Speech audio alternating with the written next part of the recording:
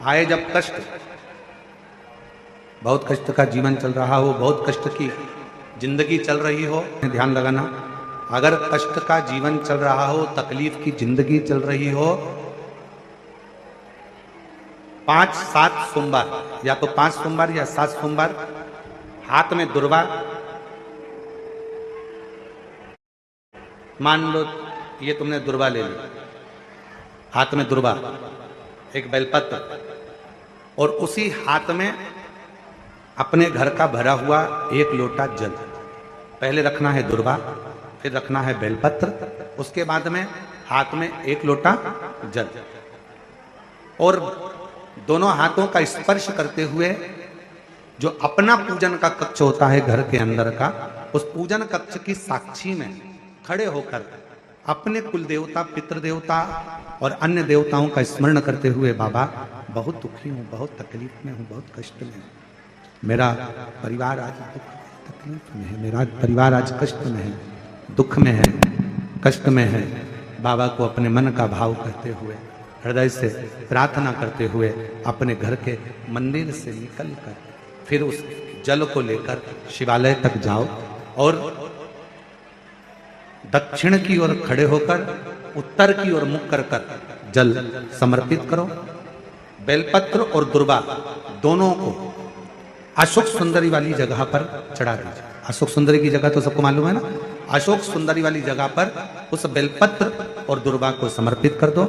चढ़ा हुआ थोड़ा सा जल लेकर आओ, घर के दरवाजे पर उसका छींटा दे दो, लेपन कर दो, और बाबा से 5 सोमवार नियम से आप दुर्वा, बेलपत्र और जल का प्रयोग अगर करोगे, 5 सोमवार पूर्ण होंगे, जो तुम्हारा दुख है वो समाप्त जरूर होगा। शिव करना जरूर, शिव, बस इसमें 3 चीजों का स्मरण रखिएगा। 3 चीजों शिव पुराण कर रही है, इसमें 3 चीजों का स्मरण करिए।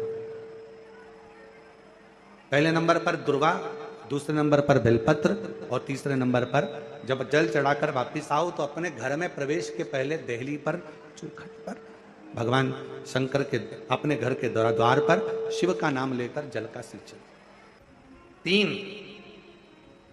शिव जी की करुणा का गुणगान करने के लिए 3, जब आप तकलीफ में होते हो तो 3, शंकर को जल चढ़ाने वाला, 1 लोटा जल चढ़ाने वाले के पास 3 को भगवान शिव अवश्य भेजते हैं।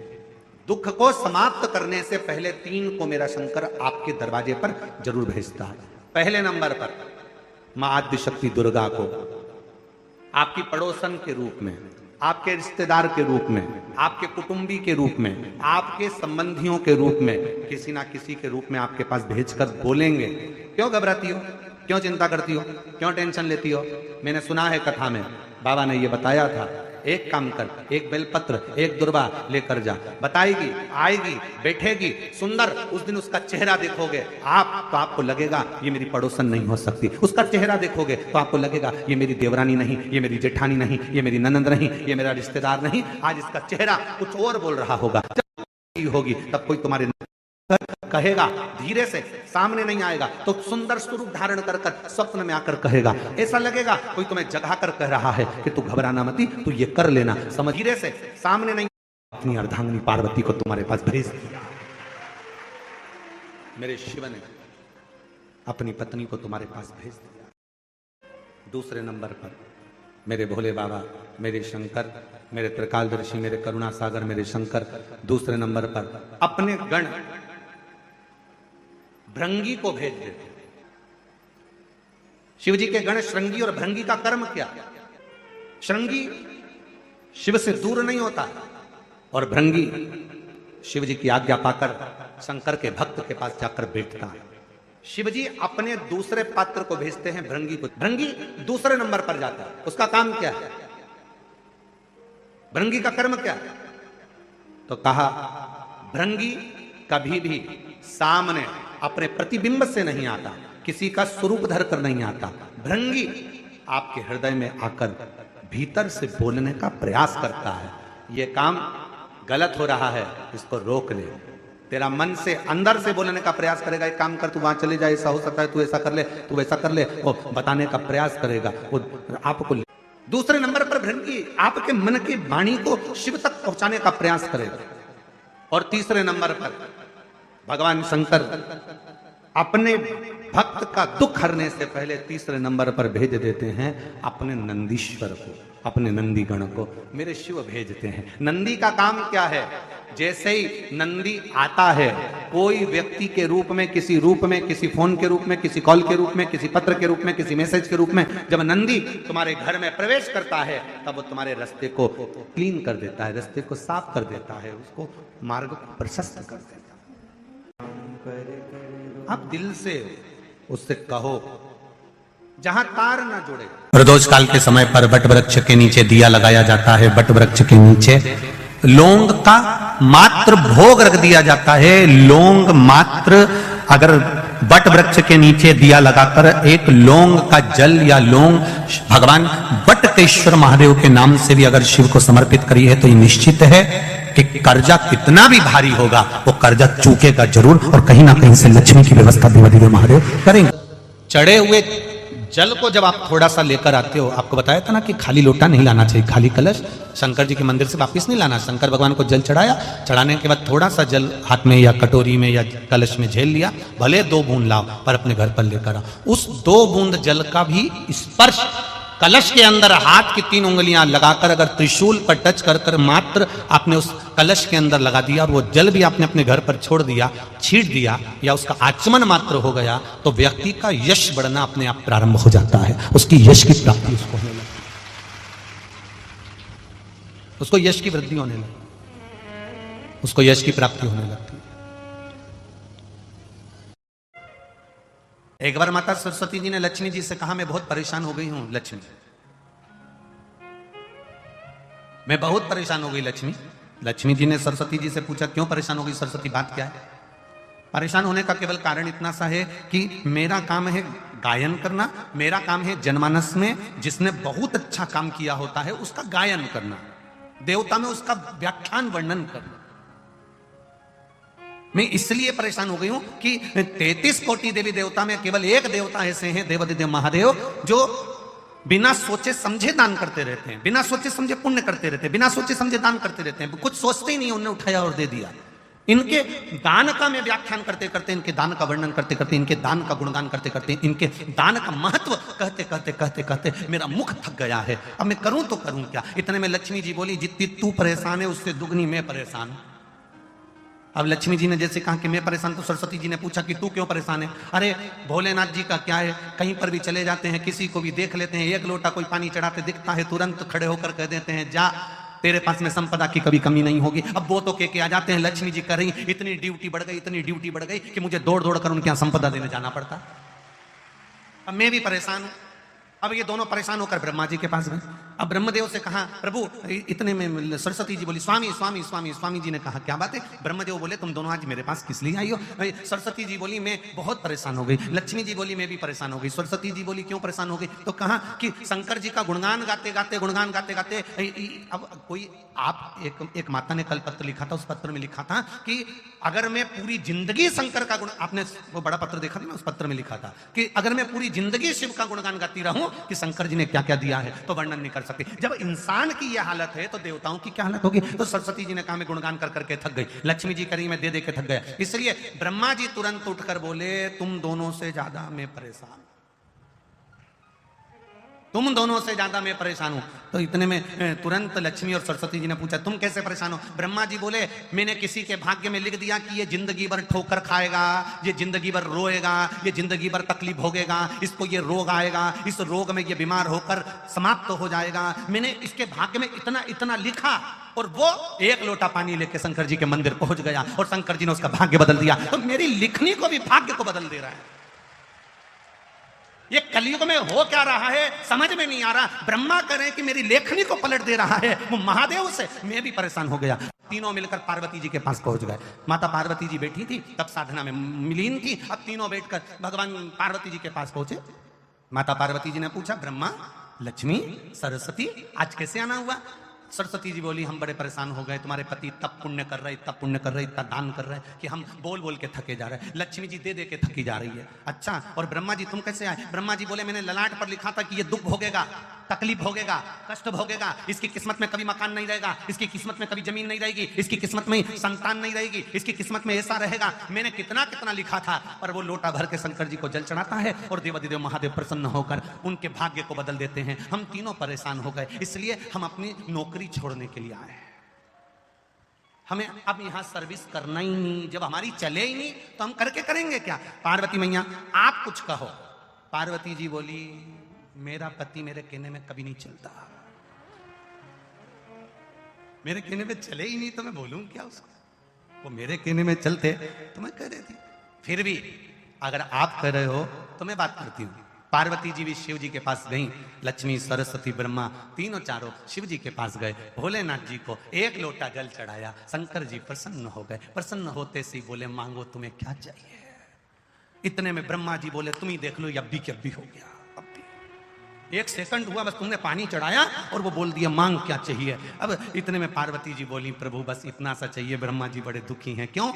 इनने भाग्य में लिखा किसको ये दुख आएगा, इनने भाग्य में लिखा किसके यहाँ औलाद नहीं होगी, इनने भाग्य में लिखा किसको ये बीमारी आएगी, तुमने पलट क्यों दिया? ब्रह्मा जी तुम समझ नहीं सकते, चक्कर ये है कि मेरे पास कोई आता है, मेरा नाम ओघड़ दानी है। ओघड़ दानी का मतलब होता है जो कुछ सोचे समझे बिना दे दे, ओघड़ दानी है मेरा नाम।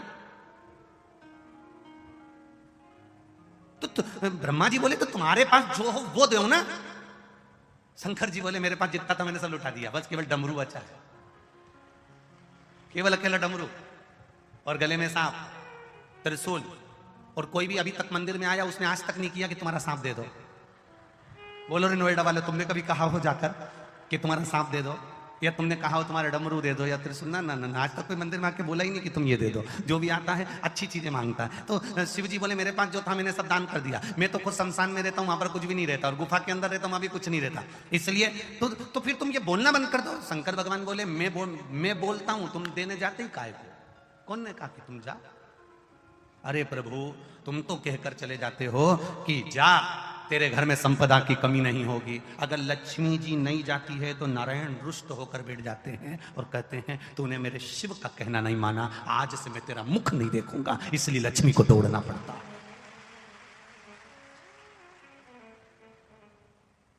देवता भाग्य बना सकते हैं, देवता तुम्हारा भाग्य लिख सकते हैं, देवता भाग्य का लिखा तुम्हारे सम्मुख में ला सकते हैं। केवल भाग्य को बदल सकता है तो वो देवादिदेव महादेव बदल सकता है। जो रावण को लंका दे सकता है, बाणासुर को हस्त दे सकता है, भस्मासुर को भस्म करने का आशीर्वाद दे सकता है, और एक चोर को कुबेर बना सकता है, वो कोई साधारण नहीं हो सकता है।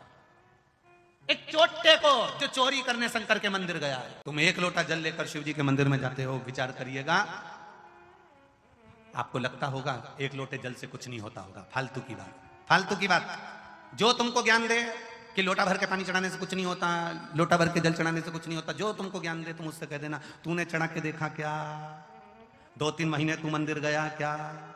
दिल से चढ़ाया क्या? अगर तू मंदिर तक नहीं गया तो हमको ज्ञान देने वाला भी तू नहीं है।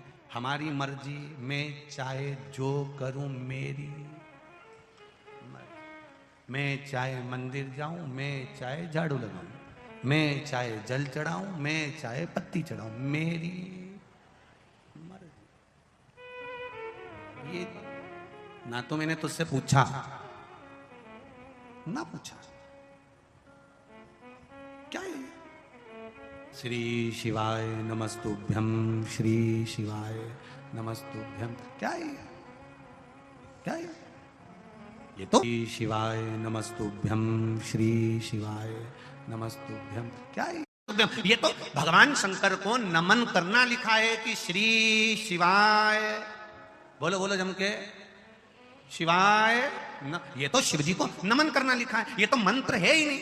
फिर संसार के लोग इसको क्यों जप रहे हैं? तो उनसे कह दो, तो हम ये कहकर थोड़ी ना जप रहे कि मंत्र है, हम तो श्री शिवाय नमस्तुभ्यम। क्या होगा जपने से? शिव महापुराण की कथा कहती है, विद्येश्वर संहिता कहती है, जिसके मुख से श्री शिवाय नमस्तुभ्यम मंत्र निकलता है, जाप निकलता है, शब्द निकलता है, हजारों पाप भस्म होते हैं। और उसके मुख का दर्शन अगर कोई कर लेता है तो अश्वमेध यज्ञ का पुण्य आ जाता है। केवल मुख का दर्शन कर लेने से, श्री शिवाय नमस्तुभ्यम बोलने वाले का मुख का दर्शन कर लेने से एक आना। इसलिए आपसे कहा था किसी शिवालय में जाएं, जल चढ़ाने के लिए जाएं, आपको डरना नहीं है। जल चढ़ाते समय आपके मुख से आवाज निकलना चाहिए, श्री शिवाय।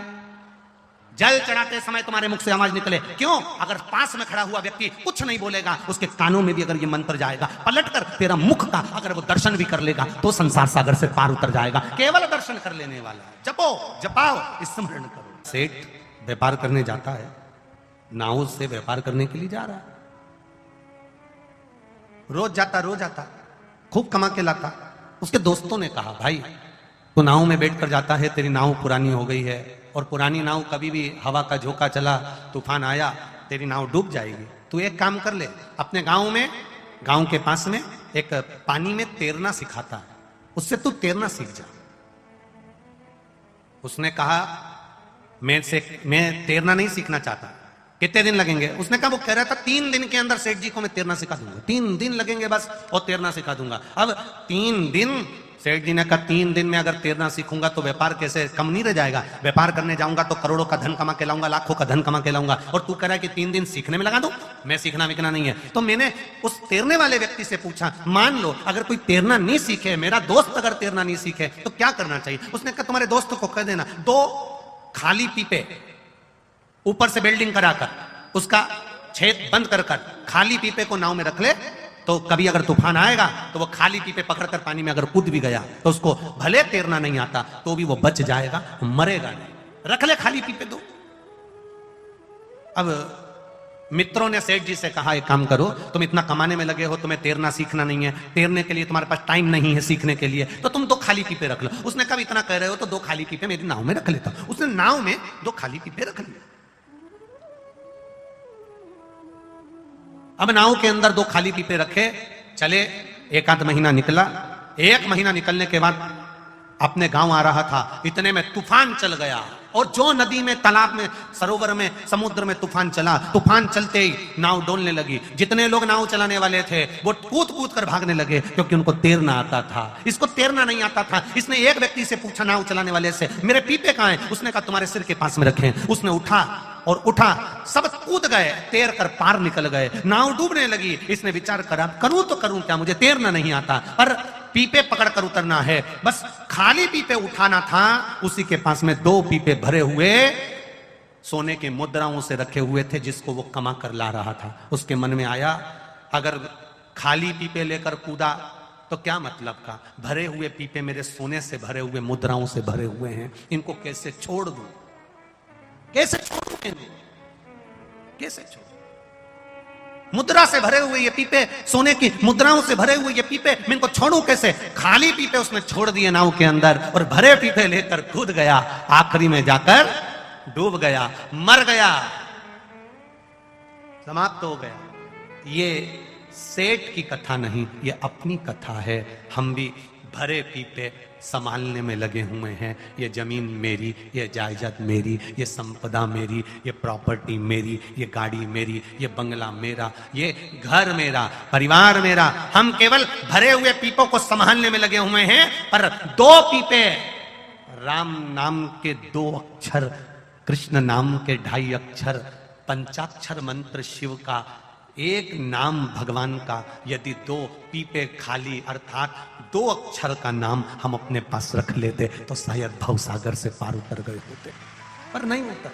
जिसको अपना गोत्र का स्मरण नहीं होता तो ब्राह्मण देवता भी कह देते हैं, काम करो, शंकर भगवान का नाम ले लो, शिव जी का नाम ले लो, भगवान उमापति का नाम ले लो। उसका गोत्र सबका गोत्र है, क्योंकि ब्रह्मा ब्रह्म लोक में है, भगवान विष्णु वैकुंठ लोक में है, और मेरा देवाधिदेव महादेव मृत्यु लोक में है।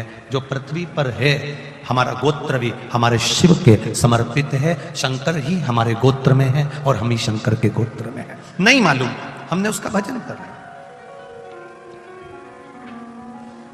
अर्जुन से हमको एक बात सीखना चाहिए। अर्जुन का एक निर्णय सबसे प्रबल निर्णय था, और अर्जुन ने सबसे बड़ा अगर कोई निर्णय लिया था तो वो एक निर्णय लिया था कि मुझे कृष्ण चाहिए, कृष्ण मेरे हो जाए। यह अर्जुन का निर्णय था। एक प्रबल निर्णय अर्जुन ने ले लिया कि कृष्ण मेरे होना चाहिए, कृष्ण मेरे हो जाएं और कृष्ण मेरे हो रहे हैं। यह अर्जुन ने निर्णय लिया कि मुझे कुछ चाहिए तो कृष्ण चाहिए। बस अर्जुन ने एक निर्णय लिया था कि मुझे कृष्ण चाहिए और भगवान कृष्ण अर्जुन के हो गए थे। फिर अर्जुन ने कोई निर्णय नहीं लिया, बाकी के निर्णय भगवान कृष्ण ने लिए। अर्जुन चुप बैठे रहे। फिर अर्जुन ने कोई निर्णय नहीं लिया, जितने निर्णय लिए वो भगवान कृष्ण ने लिए। अर्जुन ने एक निर्णय ले लिया था कि मुझे कृष्ण चाहिए, और एक निर्णय, प्रबल निर्णय आपके पास में अगर आ जाता है तो बाकी के निर्णय आपको नहीं लेना पड़ते, बाकी के निर्णय देवाधिदेव महादेव लेते हैं।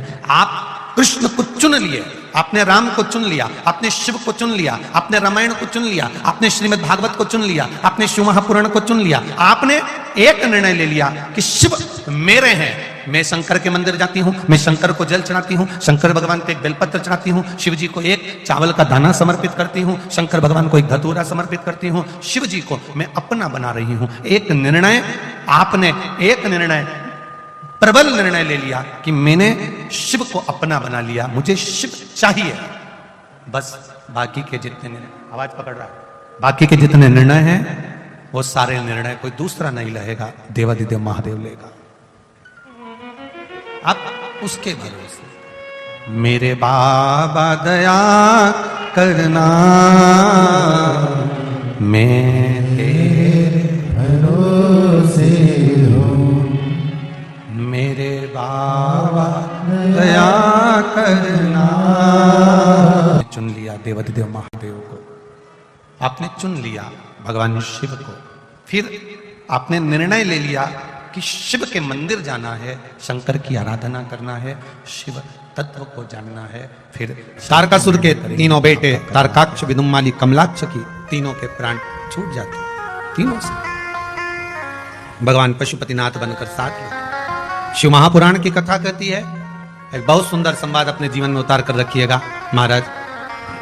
मान लो अगर बच्चे कोई एग्जाम में बैठ रहे हैं, या कंपटीशन एग्जाम है, या नौकरी के लिए अप्लाई कर रहे हो, 4-6 महीने से बैठे हो, 8 महीने से बैठे हो, सर्विस नहीं है, नौकरी नहीं है, तो एक छोटा सा उपाय अवश्य करिएगा शिव महापुराण का।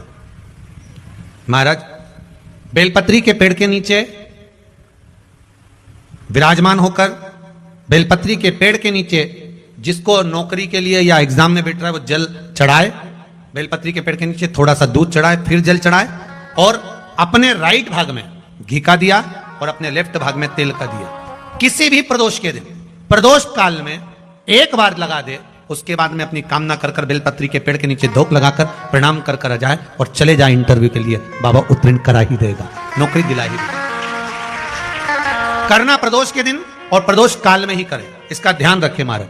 भगवान शिव की कथा कहती है, आज भगवान भूत अधिपति भूतेश्वर जैसे शरद पूर्णिमा के उत्सव पर भगवान ने जैसे डमरू का नाद करा, गोपियां सुध भूल कर चली जाती हैं, देवता सुध भूल कर कैलाश पर चले जाते हैं, उसी तरह भगवान शिव भी सुंदर स्वरूप धारण कर गोपियों के मध्य पहुंच जाता है। एक स्मरण आपको होगा, भागवत जी में कई बार सुना होगा, शंकर भी सुनता, बड़ा सुंदर रूप लगकर, बड़ा सुंदर स्वरूप लगकर। महाराज स्वयं पार्वती मैया भी जिनको मना करती हैं कि मत जाइए वहां, आपके लायक नहीं, आप ना जा सकते हैं,